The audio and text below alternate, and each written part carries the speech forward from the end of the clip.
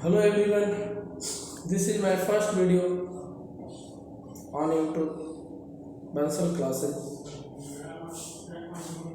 Topic Physics Class 8 H Chand.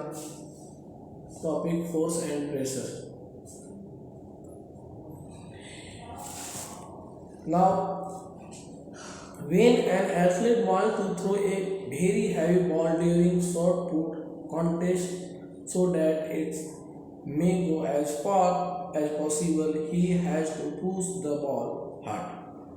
जब athlete game होते रहता है तो उसमें जितने भी प्रतिभागी होते हैं वो अपने गेंद को अपने एक्सटर्नल फोर्स लगाकर अपना जितना फोर्स ज़्यादा होता है वो लगाकर उस गेंद को फेंकते हैं, पुश करते हैं ताकि उनका गेंद ज़्यादा से ज़्यादा डिस्टेंस को कवर करे और वो अपने आप को विनर घोषित कर सके. We say that the athlete apply a large force to the ball to make it move through the large distance. इस तरह से हम कह सकते हैं कि जो एथलीट होते हैं वो अपने फोर्स का सबसे बड़ा हिस्सा जो होता है उस बॉल पे लगाते हैं ताकि वो जो बॉल है वो डिस्टेंस को ज़्यादा से ज़्यादा कवर करे. Right? Yes, sir. He has to push. Right. When a person wants to draw water from a well,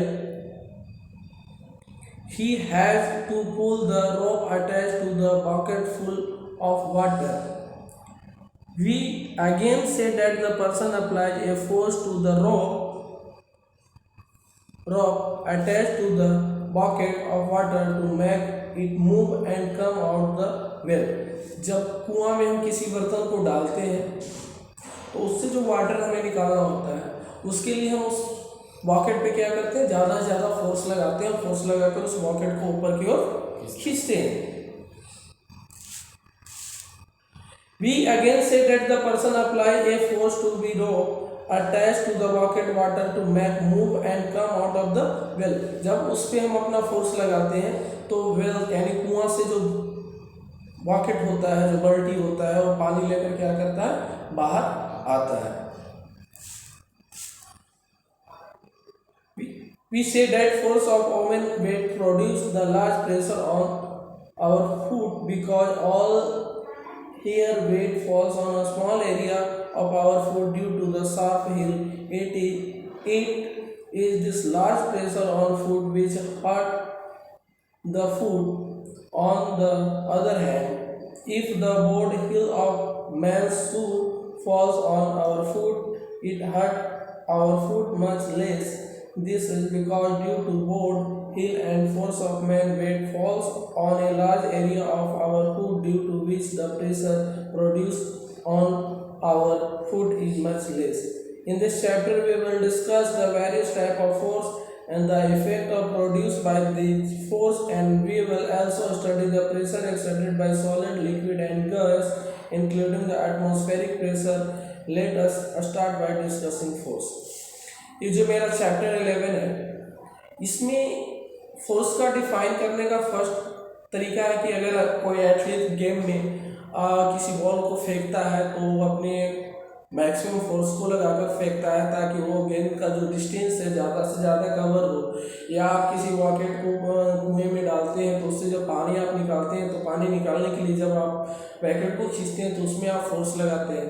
तो गेंद को फेंकना this is push and bouquet को खींचना दिस इज पुल. तो पुल और पुश दोनों जब कंबाइंड होता है या फिर सेपरेट भी आप इसको अगर पुश करते हैं या पुल करते हैं तो इसे हम लोग क्या करते हैं, फोर्स करते हैं. तो चैप्टर 11 में है कि फोर्स का जो डिस्कस करने का टॉपिक है कि फोर्स का इफेक्ट क्या होता है किसी सॉलिड पे, लिक्विड पे या किसी चीज़ पे अगर हम फोर्स अप्लाई करते हैं तो उसमें कितने तरह का इफेक्ट होता है, उसमें क्या क्या इफेक्ट हो सकता है, एंड प्रेशर क्या है, एटमॉस्फेरिक प्रेशर क्या है और प्रेशर किस किस तरीके के और कैसे कैसे अप्लाई होता है. नाउ अब इसे हम स्टार्ट करेंगे. आपका टॉपिक फोर्स का है कि फोर्स ए पुश और ए पुल. फोर्स को क्या कर सकते हैं, या तो यह एक खिंचाव है या एक धक्का देने का क्रिया है। फोर्स का दो ही चीज हो सकता है। फोर्स आप दो ही चीज को कर सकते हैं, या तो अगर आप किसी चीज को खींच रहे हैं तो फोर्स कहलाता है, या किसी चीज को आप धक्का दे रहे हैं तो फोर्स कहलाता है। When we want to open a door, जब आप डोर को खोलते हैं, we have to push the door handle with our hand, तो हम क्या करते हैं, अपने हाथ से डोर के हैंडल को क्या करते हैं, पुश करते हैं, धक्का देते हैं, तो क्या होता है, हमारा डोर खुलता है। इस कंडीशन में भी यहाँ पे क्या लग रहा है, फोर्स लगता है। And when we want to close the door, जब हम डोर को क्लोज करना चाहते हैं, we have to pull the door handle with our hand, तब उसी हैंडल को हम अपने हाथ से क्या करते हैं, पुल करते हैं, मतलब खींचते हैं।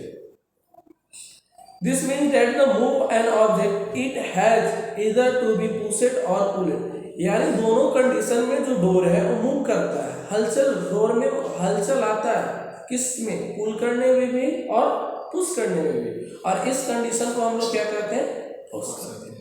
यानी आप फोर्स का डिफाइन कर सकते हैं कि अगर किसी चीज को हम पुल करते हैं, खींचते हैं, किसी चीज को पुश करते हैं, ढकेलते हैं, तो उसे हम क्या कहते हैं, फोर्स करते हैं। What is push or pull, sir? Yes. What is push or pull? Push आपका किसी चीज को आप धक्का देते हैं, Okay. This is push, and किसी चीज को आप खींचते हैं तो this is pull. And pull और पुश को आप स्टैंडर्ड वर्ड क्या कहेंगे, फोर्स कहेंगे। Next, a push or pull on an object is called force. The direction in which the object is pushed or pulled is called the direction of force. अब जिस direction में, direction, अगर किसी चीज पे आप फोर्स लगाते हैं तो वहां पे एक चीज इंक्लूड होता है कि डायरेक्शन अवश्य होता है। विदाउट डायरेक्शन कभी फोर्स अप्लाई नहीं हो सकता। तो आप फोर्स अप्लाई करते हैं और जिस डायरेक्शन में अप्लाई कर रहे हैं फोर्स को, उस डायरेक्शन को डायरेक्शन ऑफ फोर्स करेंगे। Clear? Okay, sir. We open or close a door by applying force. When we push the door to open it, then we apply a force on the door in a direction away from us, and when we pull the door to close it, then we exert a force on the door in direction toward. Again, when we push the door to open it, जब हम किसी चीज को push करते हैं तो door क्या होता है, ओपन होता है। Then we apply the force on door in direction away from us, तब उसका जो डायरेक्शन क्या होता है, हमारे विपरीत होता है, राइट, अपोजिट होता है। And when we pull the door to close, जब दरवाजे को बंद करने के लिए हम पुल करते हैं, then we exert force on the door in direction toward, तब उसका फोर्स का डायरेक्शन किसके तरफ होता है, मेरे तरफ होता है। अगेन, जब आप किसी दरवाजे को खोलने के लिए पुश करते हैं तब फोर्स ऑफ डायरेक्शन आपका अपोजिट डायरेक्शन में होता है, और जब किसी डोर को आप बंद करने के लिए पुल करते हैं तो फोर्स ऑफ डायरेक्शन आपके डायरेक्शन के तरफ होता है। या रोज का जो आप एक क्रिया है, आप किसी भी रूम में सोते हैं, जब स्लीपिंग करते हैं, या आपका किचन है, या आपका जो भी है गेम रूम वगैरह है, आप वहाँ पे जाते हैं तो इसको अप्लाई करके देख सकते हैं। अगर आप दरवाजा को खोलेंगे तब आपका डायरेक्शन जो होगा आपके अपोजिट डायरेक्शन होगा, राइट, आपकी बॉडी का अपोजिट साइड में डायरेक्शन होगा। This direction also called the force direction. And अगर आप उसको पुल करते हैं, खींचते हैं, तो भी उसका डायरेक्शन होगा, लेकिन उसका डायरेक्शन उस समय आपके तरफ होगा, और ये भी क्या कहलाएगा, फोर्स डायरेक्शन कहलाएगा, यानी डायरेक्शन ऑफ फोर्स कहलाएगा। Force are used in our everyday action like pushing, pulling, lifting, stretching, twisting and pressing.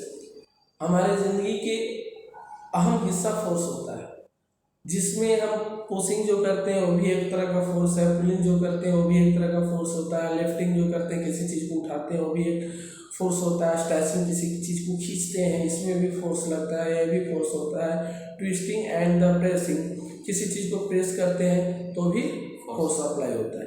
For example, a force is used when we push या किक ए फुटबॉल। जब आप football पे kick मारते हैं, push मारते हैं, तो वहां पे आप क्या कर रहे हैं, फोर्स अप्लाई कर रहे हैं, this is force. A force is used when we pull a door जब आप दरवाजे को खींचते हैं तो भी आप फोर्स अप्लाई करते हैं। A force is used when we lift a box from the floor. जब आप किसी again a force is used when we lift a box from the floor. किसी सरफेस से जब किसी बॉक्स को आप लिफ्ट करते हैं, उठाते हैं, तो भी आप फोर्स अप्लाई करेंगे। फर्स्ट, अगर आप फुटबॉल को अपने पैर से किक मारते हैं, यू कैन अप्लाई फोर्स। जब आप किसी दरवाजे को खोलते हैं या बंद करते हैं तो आप फोर्स को अप्लाई करते हैं। उसके बाद अगर आप किसी भी ऑब्जेक्ट को उठाते हैं तो आप फोर्स अप्लाई कर रहे हैं। अगर आप किसी चीज को खींचते हैं तो आप फोर्स अप्लाई करते हैं। And before we go further we should know the meaning of the term interaction as used in physics. Interaction means the reciprocal action. Interaction involves two objects. In interaction, each object acts in such a way as to have an effect on their object. It most simple word interaction means act on each other. Interaction एक physics का topic छोटा सा होता है। इसका मतलब होता है interaction. What is interaction, sir? Yes. What is interaction? Interaction एक फिजिक्स का एक ऐसा छोटा टॉपिक है जिसका अर्थ होता है कि फोर्स अप्लाई होता है वो एक दूसरे के अपोजिट होता है, कंबाइंड होता है।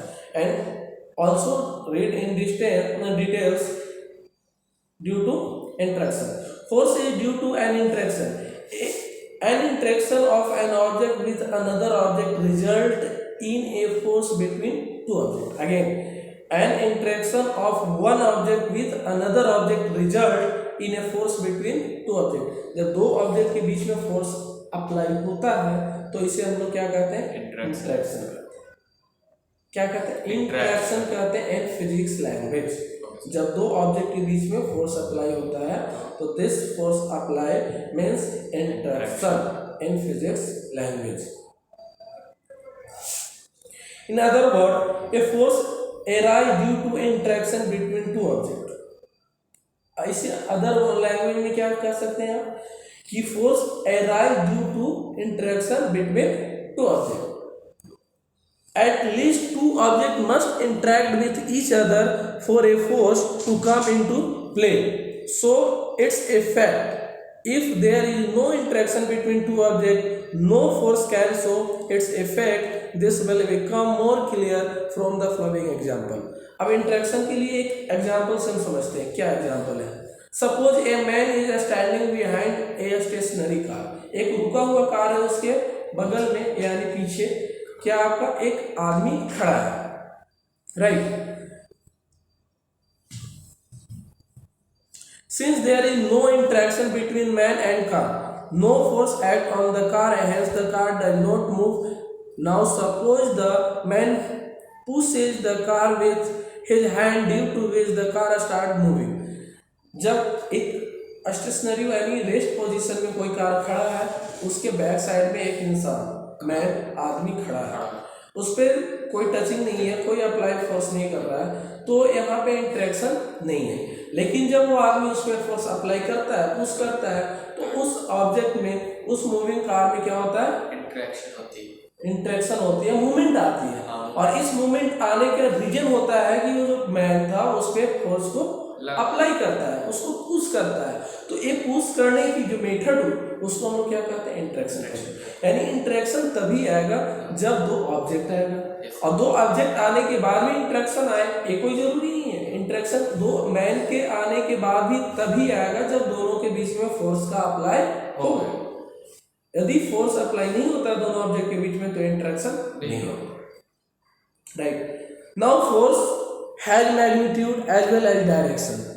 This is the main and important topic for force कि फोर्स में डायरेक्शन भी होता है और मैग्नीट्यूड भी होता है। डायरेक्शन मीन्स विदाउट डायरेक्शन आप फोर्स अप्लाई नहीं कर सकते हैं। अप्लाई करते हैं मतलब आपका डायरेक्शन होगा, साउथ हो, नॉर्थ हो, ईस्ट हो, वेस्ट हो, लेकिन एक डायरेक्शन होगा, राइट। और मैग्नीट्यूड भी होगा। आप उसमें फोर्स अप्लाई कर रहे हैं, कितने के अमाउंट में कर रहे हैं? 4, 3, 5, 6, 7, कुछ तो आपका फोर्स का अमाउंट होगा। तो एक फोर्स में मैग्नीट्यूड भी होता है और डायरेक्शन भी होता है। An adult man can apply large force an object where whereas a child can apply only a small force on an object. जब एक बड़ा आदमी किसी ऑब्जेक्ट में फोर्स अप्लाई करता है तो उसका फोर्स ऑफ अमाउंट ज़्यादा होता है रिस्पेक्ट टू अगर कोई छोटा बच्चा किसी फोर्स पे ऑब्जेक्ट पे फोर्स अप्लाई करता है तो उसका अमाउंट ऑफ फोर्स आपका स्मॉल होता है, छोटा होता है। This means that the force can be large or smaller than the other force. The strength of a force is expressed by its magnitude. क्या होता है सर? मैग्नीट्यूड इस उसी का डिस्कस कर रहे हैं। अगर आप किसी पे फोर्स अप्लाई कर रहे हैं तो आप कैसे डिसाइड कर ले रहे हैं कि एक एडल्ट मैन जो है, एक बड़ा आदमी है, वो ज़्यादा फोर्स अप्लाई कर रहा है रिस्पेक्ट टू एक छोटा मैन का। तो उसके लिए आप एक यूनिट लेते हैं कि एक बड़ा जो मैन हो गया वो 10 न्यूटन के अप्लाई करता है, एक छोटा बच्चा जो हो गया वो 2 न्यूटन का अप्लाई करता है। तो this is the magnitude. 10 Newton अगर बड़ा आदमी अप्लाई करता है आपका और छोटा बच्चा जो है 2 न्यूटन अप्लाई करता है तो जो 10 आपका हुआ दिस इज द मैग्नीट्यूड और 2 न्यूटन हुआ दिस इज द मैग्नीट्यूड। यानी आपका जो नंबरिक आता है नंबर जो फोर्स का मेजरमेंट करने के लिए जो नंबर आप यूज करते हैं वही आपका मैग्नीट्यूड होता है। और डायरेक्शन क्या हो गया, आप किस डायरेक्शन में फोर्स को अप्लाई कर रहे हैं, ईस्ट में कर रहे हैं, वेस्ट में कर रहे हैं, नॉर्थ में कर रहे हैं, साउथ में कर रहे हैं। जैसे आपसे कोई कहता है कि हम एक कार को पुश कर रहे थे 50 न्यूटन फोर्स से ईस्ट की तरफ, राइट। हम एक कार को पुश कर रहे थे 50 न्यूटन से ईस्ट की तरफ, तो 50 न्यूटन फोर्स से अगर हम उसको पुश कर रहे थे तो ये जो 50 न्यूटन जो है वो आपका मैग्नीट्यूड है। और किस तरफ आप उसको पुश कर रहे थे, ईस्ट की तरफ, दिस इज द डायरेक्शन। यानी विदाउट डायरेक्शन अभी कभी आपका फोर्स अप्लाई नहीं हो सकता है। तो a force having magnitude and direction both. Now next topic is the very important topic, effect of force. अगर आप किसी ऑब्जेक्ट पे फोर्स अप्लाई करते हैं तो उसमें इफेक्ट आना लाजमी है। जैसे आप किसी चीज को मान लेते हैं, आपके हाथ में ग्लास है, ग्लास शीशा, उसको आप एक फोर्स लगा के किसी वॉल पे फेंकते हैं तो क्या होता है, पूरा ब्रोकन हो जाता है, पूरा छोटा छोटा टुकड़ा हो जाता है। This is the effect reason by force. आप उसमें फोर्स लगाकर उसको कहीं थ्रो किए और टकराने के बाद क्या होता है, टूट जाता है। तो ये इफेक्ट ऑफ फोर्स हुआ। तो कह रहा है कि अगर आप किसी ऑब्जेक्ट को फोर्स लगाते हैं तो उसमें क्या क्या चेंजिंग आ सकता है, क्या क्या इफेक्ट आ सकता है, उसके बारे में कुछ बताइए। तो उसका 3 से 4 टॉपिक होता है जिसे हम अभी डिस्कस करेंगे कि अगर आप किसी ऑब्जेक्ट पे फोर्स अप्लाई करते हैं तो क्या क्या आपका इफेक्ट आता है। पहला होता है कि ये force can move a stationary object. अगर किसी रुके हुए ऑब्जेक्ट पे फोर्स जब आप अप्लाई करते हैं तो क्या होता है, मूव करना शुरू करता है। जैसे आप चेयर को ले लीजिए, चेयर को आप हैंड से धरकर उसको खींचते हैं या पुश करते हैं, पुल करते हैं तो उसमें क्या आता है, मूवमेंट आता है, राइट। आगे पीछे होता है, और साइड वगैरह कहीं भी आप अगर एक चेयर को हटाना है, एक जगह से दूसरी जगह आपको एडजस्ट करना है तो वहाँ पे आपको उस पर फोर्स अप्लाई करना होता है। तो पहला तो ये होता है कि अगर आप किसी ऑब्जेक्ट पे फोर्स अप्लाई करते हैं तो उसके स्टेशनरी ऑब्जेक्ट में, उस स्टेशनरी ऑब्जेक्ट में मूवमेंट आती है, राइट। नेक्स्ट टॉपिक आपका होता है force can stop a moving object. अब आप जैसे देखते हैं साइकिल वगैरह चलाते हैं, तो साइकिल चलाते हैं तो जब उसका आप ब्रेक लेते हैं तो उसमें फोर्स अप्लाई करते हैं तो चलते हुए साइकिल क्या हो जाता है, आपका रुक जाता है। तो पहला तो ये हो गया कि आप रुकी हुई चीज को मूवमेंट में ला रहे हैं। You can apply force, if you can apply force then moving object in stop. अगर आप फोर्स को अप्लाई करते हैं तो चलता हुआ ऑब्जेक्ट को आप रोक सकते हैं या रुके हुए ऑब्जेक्ट को आप चला सकते हैं। तो फर्स्ट आप रुके हुए ऑब्जेक्ट को चला सकते हैं, this is the first effect of force. आप चलते हुए ऑब्जेक्ट को रोक सकते हैं, this is the second effect of force. And third, a force can change the speed of moving object. ये भी बहुत इंपॉर्टेंट है। आप रुके को चला दे, चलने वाले को रोक दे, ये तो इंपॉर्टेंट है ही। अब चलने वाले को स्पीड बढ़ाना है तो क्या करेंगे, उसके लिए भी आपको फोर्स अप्लाई करना है। जैसे आप देख लेते हैं किसी चीज को चलाते हैं, मान लेते हैं आप साइकिल चला रहे हैं, धीरे धीरे जब आप पैडल मारते हैं तो आपका साइकिल जो है स्लो चलता है।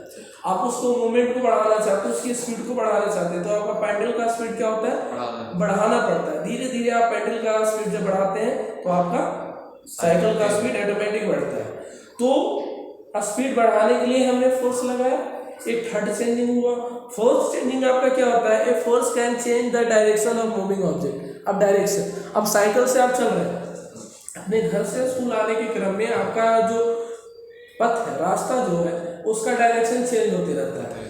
तो चेंज डायरेक्शन होता है, तो जब आप साइकिल से आते हैं तो उसका डायरेक्शन भी आप चेंज करते हैं। तो डायरेक्शन चेंज करने के लिए आपको उस पर फोर्स लगाना पड़ता है। बिना फोर्स आपका डायरेक्शन चेंज नहीं हो सकता है साइकिल का। तो फर्स्ट क्या किए, आप साइकिल चालू करने के लिए उस पर फोर्स लगाए, स्पीड हुआ।